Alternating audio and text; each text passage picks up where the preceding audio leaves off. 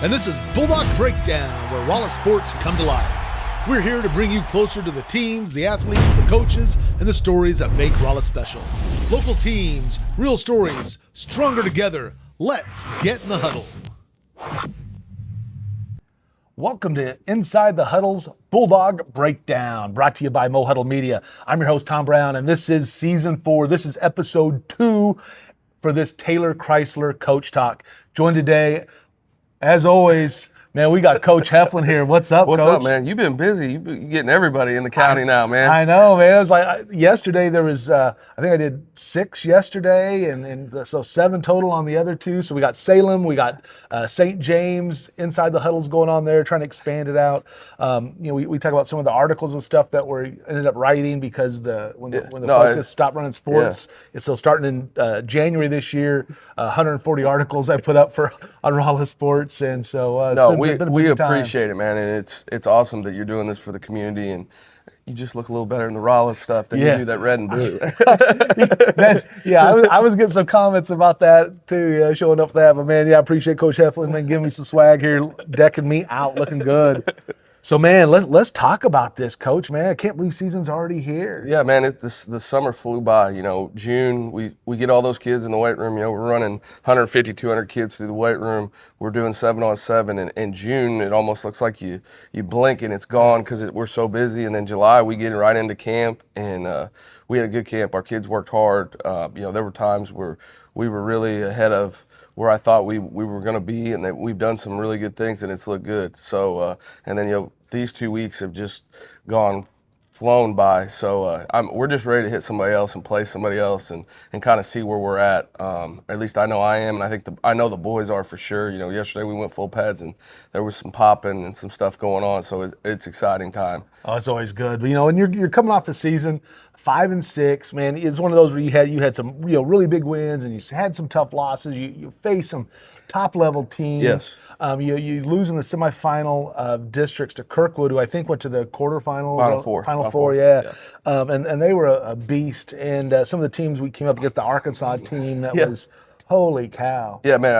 I think of the 6 losses, 4 of the 6 were in the quarterfinals or further, and St. Dominic was ranked in the top 10 all year, and then lost in their district because they were in a loaded district. But our guys went through a buzzsaw last year, and this year the schedule there's still some tough ones on there, but maybe not quite as tough. But those guys that are coming back with experience understand what playing a tough schedule and real competition looks like at the 4th through 5 and Class 6 level, and I think it'll build us and get us ready for this season for sure. Oh, definitely. So we think about that. The senior, you had a lot of seniors that were in skilled positions too for you, right? Yeah. You had the explosive, Colton Petersmith, man. I mean, he threatened both sides of the ball. He was all-state. Jack Morozowitz, man, just a tackling machine, all-state.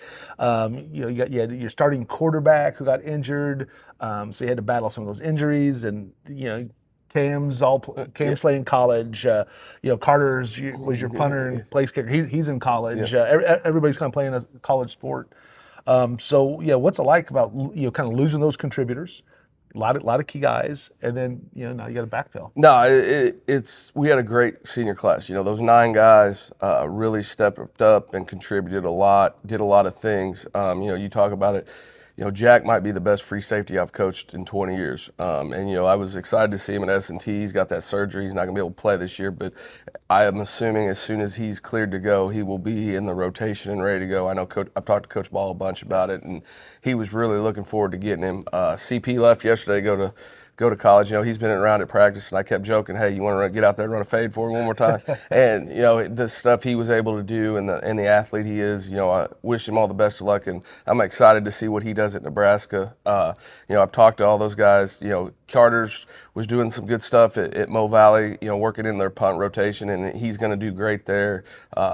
Cam was struggling a little bit, but I know Cam is too good of a football player and too smart of a football player not to figure it out, and that's the cool thing when those guys go to college. I keep in touch with them and just check on them. And Easton, it's even cooler with Easton because he's playing with a kid that played for me at Washington. So, I get his version and then I get Landon Boston's version. And, that it's funny because, they'll talk about each other and you get to see it. And Easton's going to do good things. And that was what Boston said. He goes, man, he lays some people out and he's huge. He just got to figure it out. And he goes, and, they can look out for each other and, can sit and talk, make fun of me and talk about the stories and all that stuff. But no, those guys are going to be hard to replace. And all those seniors that we lost, a lot of those guys had played for 3 years. You think about all, where we were when I first got here. We had a small senior class and we threw some guys into the fire quick.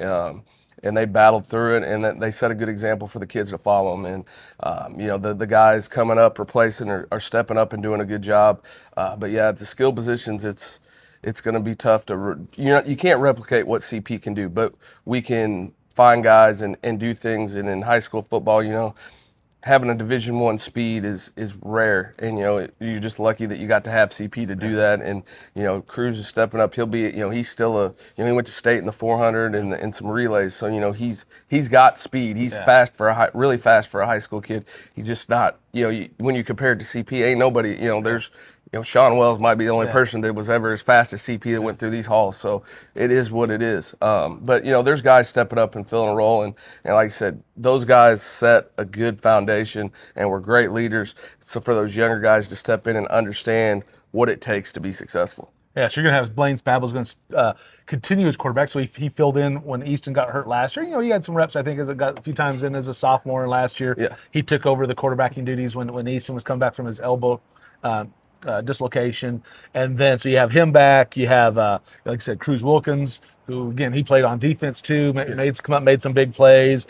You got Cameron Moore. You got Podrick Kell. You got your O-line. Yes. I mean, a lot of your O-line's back that was young. Yes. So you got a lot of guys kind of coming back ready to go. No, and that's up front. That's been the big thing you've seen is that was the at the end of week one. That Coach Shu came in and goes, I don't know.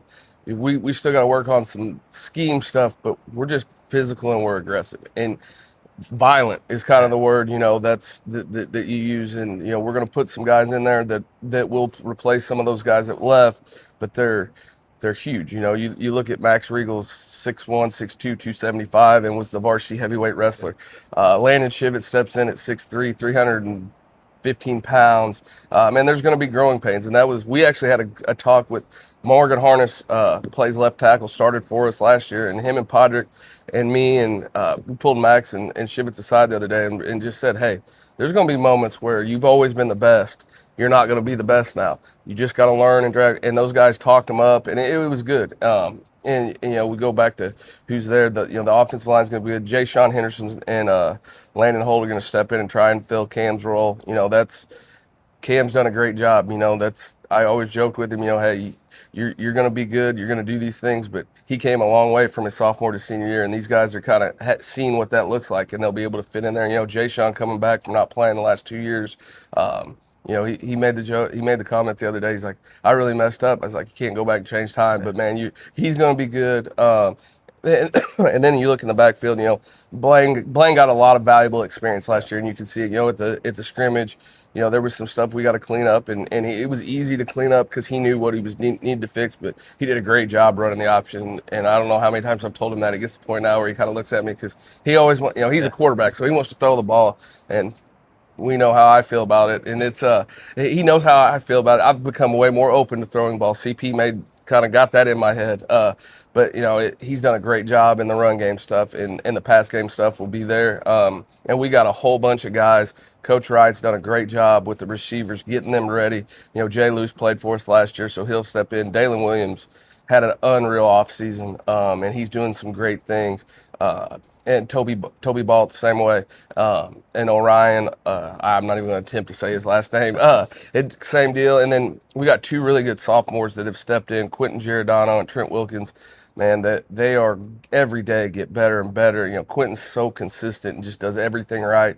And Trent's an athlete, and he's learning on the fly. And it's the same deal we just talked about. Those older guys taught these guys, and now our older guys are teaching these guys, and it's fun to see. And Podrick will step in and play that B spot for us that Emory had filled for 3 years, and then Larson Moore's the dude just plays so hard, and his blocking has really got him a role. So he'll be in there in some packages, and looking at it offensively, we kind of do similar things, but package it a little different, just to kind of make it easier for some of our guys, and some of the ways we've done in the past, just to make it easier for those young guys stepping in at the skill positions to understand, hey, what we're going to do, and take a little bit off their plate and formation things and do some things differently so that those guys can get on the field and be successful.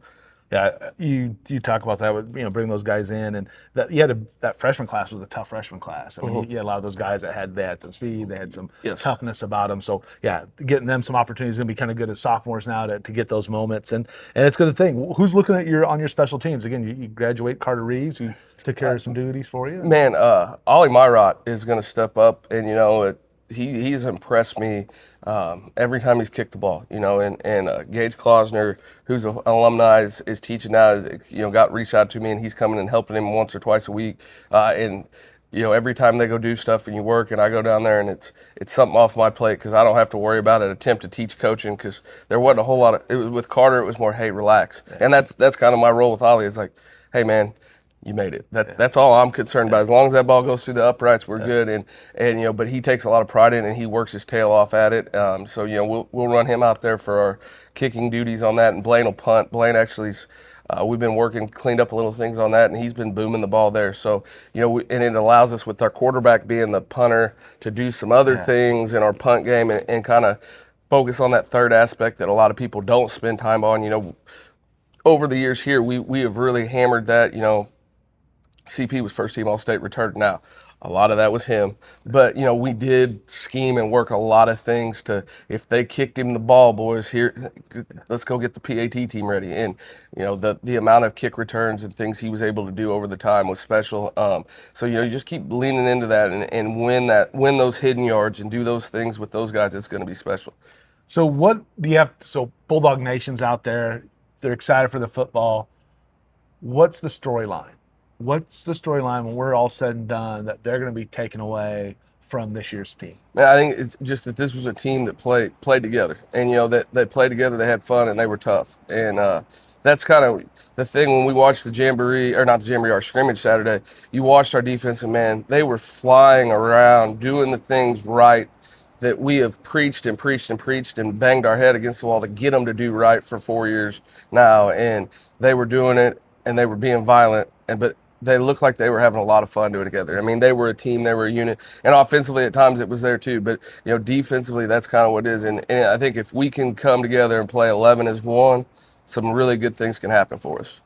So coming up, we got the Jamboree on the 21st here in Rolla. Got Waynesville and Hickman and Union coming in, right? So we have the four kind of standard format that we use for the Jamboree. Yes, sir. Starting at 6:30 p.m.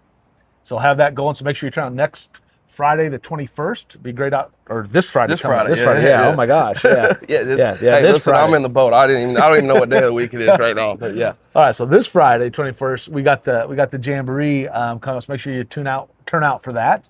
And then the schedule's a little bit revamped. I mean, a lot of because again, we're going to the conference in the following year. Yeah. So now a lot of teams are dropping because they want the 2-year contract. Yeah. So we just need one game.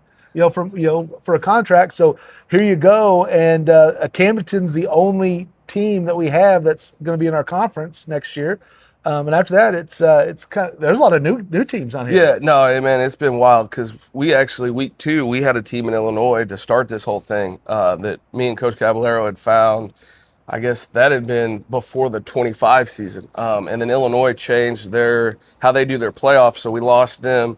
And luckily, I'd been at a clinic and been talking to the Branson coaches, and so we got Branson week 2 open with Sullivan. That'll be that's an easy drive. I think that one kind of came in when there were still some talks of the Four Rivers. And then we picked up Branson, and then up until week 5, we had North County until the conference happened, and I understand why North County backed out. If I was in their boat, I'd want to have a 2-year contract and feel safe and that I was going to have somebody. They didn't want to be open, so we were open week 5 until I guess 2 weeks ago, or the dead week. I was driving back from Branson and my phone started blowing up. When Central canceled, it created a whole lot of craziness, and when we talked to Coach Airy, and there was and several other coaches. There was a lot of conversations, emails. My dead week wasn't dead, that's for sure. And Coach Snicker did a great job stepping up, getting things going. And week 3, we're going to go back to Arkansas this year. And then next year, Moberly will go back to week 3. But because Moberly and Mountain Home had Central on their schedules, we moved some things around, did some things. So we'll play Moberly week 5 this year, and then we'll play Moberly week 3 next year, which is it's confusing. But and then we get Borgia, which that'll be a fun one. That's one that I've wanted to play for a long time, and for other different reasons, it never really happened when I was up at Washington. But now they signed up and want to go do it, so we'll get there, and then the kind of the rest of it was we'll go Moberly, Mexico, or Aurora, Mexico, and Marshall, and those guys, their conference dissolved. So that's where a lot of those guys. Aurora, one day, Coach Cabby just called and said, "Hey, I got you a game." And this independent life, that's the way it's been. Yep. It's kind of been get what you can get when you can get it. It's what it is, and then you get to end with Camden, which that'll be nice because then this year it won't be a conference game, but next year it will be, and you get that rivalry and. There's something special about playing. They have that history, that tradition, and if you can be on the winning side against Camden, it's a little extra special every time. And I know they had a new coach, Cole Walker. I played with him in college. He's going to run a solid program. They're going to clean up stuff, and they're going to be, by the time we get to them, it's going to be a really competitive game. It's really going to test us week 9 to get us into districts wherever we're at. I guess we'll find that out in the next week or so. How that plays out, but that very easily could be something we have to play them in a week or two again after that, depending on how the cards fall. So we'll be tested. There'll be some games in there that'll really, Branson and Mountain Home are going to be buzzsaw tough games right there early to get us going. Sullivan was in the quarterfinals last year. Borgia's got a huge tradition, and those guys, Moberly's bringing a lot back, and Coach McDowell does a good job with those guys. So there's a lot of games on there with quality teams. It'll be good. It won't be as tough as last year, that's for sure. But we'll still be battle tested and ready to go when we get to the playoffs. It's going to be a lot of fun. So make sure you turn out, show up for those games. Other ones will be out there. It'll be a good time. Want to give a big shout out to some of our partners, and we let you know that we are looking for additional partners. We're looking for regional partners that will cover all 3 regions: Rolla, St. James, Salem, and we're also looking at ones that are specifically for the Rolla community, and especially on Bulldog Breakdown here on Inside the Huddle. Taylor Chrysler, once again, being the Coach Talk sponsor. Appreciate them doing that. Kobe Wands, Wands Skills Academy. They now have the Wands Sports Complex out on Old St. James Road. Got 2 basketball courts. They have 2 full main volleyball courts, but you can also do 4 sideways so they can run tournaments. They got pickleball lines in there. Youth Wrestling's going to be using it. Homeschool Association's coming out there. They've had other events out there. 3-on-3, we've been out there doing skill development. And again, Kobe does his skill training that is just second to none. Been doing Ethan for a lot of years out there. Great facility. Turn out there. They're going to have weight rooms in there to do strength and conditioning. So a lot of activity. Appreciate them. JP Maxwell on the season ticket 104.9. We talk about that on Tuesdays 5 to 6, but we are moving to Mondays starting September 9th from 5 to 6. I join him and I'll give updates on the Bulldogs and some of the other sports. Appreciate them kind of always jumping in. So Ozark Conference 2.0 or 3.0. I think there's this like the 3rd edition of it. Yeah. But it'll be us. It'll be Camden, Waynesville, Lebanon, Parkview, Springfield, Central to start with. And I imagine there's probably going to be a couple in the future. But right now we got the 6 locking them in. Yeah, man. And next season that'll be them. It's exciting. I think this will be the 3rd time we joined the Ozark Conference. I know we were there in the 80s, and then we joined it my junior year. I think in all sports we joined it my junior year. Everything but football we joined it my sophomore year. So that had been way too. I'm not gonna say those dates as long. I'm getting old, man. There's a lot of gray now. But no, it'll be good to have a conference, and it allows us to understand when we're going to be open, and it kind of matches. Week 1 through 4 will be open, and a lot of other conferences are open. And that's been the tough thing with the independent 5 through 9. You're really just grabbing at straws to find anybody that can play because everybody's in the heart of their conference schedule, or you got to find somebody that's got an odd number in their conference because they got to pick somebody up. So it'll make scheduling a lot easier. It'll give our kids an idea every year of who we're playing, because the last 3 years it's kind of been, hey, we don't know. And every year it's changed. We haven't played. You're used to, for almost 20 years. We played the same schools, the same week, the same time, and we ain't done that the last 3 years. So I think there is something for those kids of that consistency and knowing what to do. And our kids have done a great job through this whole thing. I'm not complaining at all. It has built a tough team, and they've done a great job. And every group that we've had is rose to the challenge. And I know this year they'll do the same thing. So, final question: fantasy football. You got a fantasy football team? I don't know if I'm gonna do it this year. This might be. I might have retired. I'm not for sure. It gets busy with football, and now with the 2-year-old that kind of runs life. Before you could set the lineup and do those things, but if I do it, I'm cutting it back to 1 league, so it'll be something. But yeah. Okay. All right. So I didn't know if you already had one or anything like that. Okay, we'll go on. So here we go. So you were an offensive lineman in high school. Yes, sir. So let's say we got an Oklahoma drill coming up. Yeah. Today. Yeah. Okay. Right now, this afternoon, we're gonna go out there. Yeah. You got to call out one person in the Rolla athletic coaching staff, any sport, that you're going to go out there and you're going to pancake when it comes time for that Oklahoma drill. You're going to take care of this person. You're going to be driving them off. It doesn't have to be a full pancake, but you got to be. There is no problem. You're winning this battle, so your back can get through on that Oklahoma. I mean, who are you calling out? I don't. It'd be hard to say. I don't. And see, calling people out, and the other thing about this is, and you look at it. I'm short. I'm all those things. I'm a little chunkier than I was back in the day. But if we're going to line up and I just got to move you one way, ain't nobody. I don't think I can't block. So that's and that might be a bold statement, but it is what it is. I don't. Coach V wasn't played at S&T. He might be the biggest challenge I got. Some of those younger guys can move a little bit, but if it's only one play and I just got to get you going and the back's got to make a cut, there isn't anybody I can't block. But that was also how. I mean, when you played offensive line at 170 pounds. To be all conference 2 times, that was the way I thought of it then. That's the way I still think of it. Is ain't nobody I can't block. So that's where that's the true honest answer. So you're calling out everybody. I mean, it is. If it's only one play, I still got one play in me. Those things I can still. Coach Croft ingrained those things in me enough that for one play I still got it at 40. Now, okay, Toby Keith. If we're talking about a drive, after 3 plays I might need oxygen and relief, but for one play I think I can get anybody. So you got it. I love it, man. That's awesome. Well, Coach, man, thanks a lot for joining us today. Thank everybody for tuning in here on the Bulldog Breakdown on Inside the Huddle. Appreciate that. Again, thanks for Taylor Chrysler being that Coach Talk sponsor for us, as they have been the last couple years. Coach, man, best of luck on the Jamboree Friday. Hope everyone stays healthy. And, man, good luck when that season starts up on the road the 28th against Sullivan. I appreciate it. And seriously, thank you for all you're doing for not only this community, but for St. James and Salem, because these kids deserve this. And it's a world where social media is taking over, and they need to get the information out and get the great things that goes on in this building and in other buildings out, because it's if you're here every day and see the work that these kids put in before, after school, like I said, there were 200 kids here in the summer every day that didn't have to be here, and they were here doing that work, and it's awesome to have somebody that's covering us and getting out the good work that happens at Rolla High. I appreciate it, Coach. Appreciate it very much. Good luck on everything. Thank you. For Coach Derek Heflin, I'm Tom Brown. From Inside the Huddle to the Heart of the Game. We'll see you next time.